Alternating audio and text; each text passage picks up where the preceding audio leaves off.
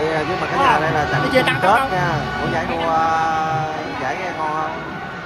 Giải đua ghe ngon Phước Long năm 2025 nha. Giữa đội chùa Sà Lôn và chùa Ngang Dừa nha. Sà Lôn mà áo vàng, Ngang Dừa mặc áo màu xanh nha cả nhà. Hai ghe ngon đều là ghe độc mộc hết trơn nha.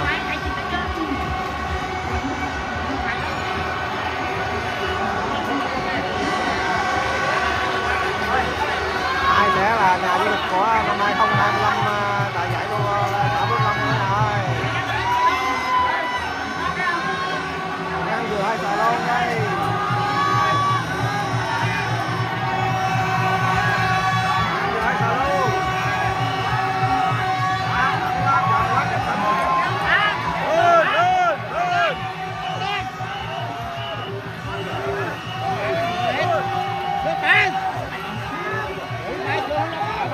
Ôi tôi chạy thức, tôi chạy thức, tôi chạy thức, đi về vậy, tôi chạy thức.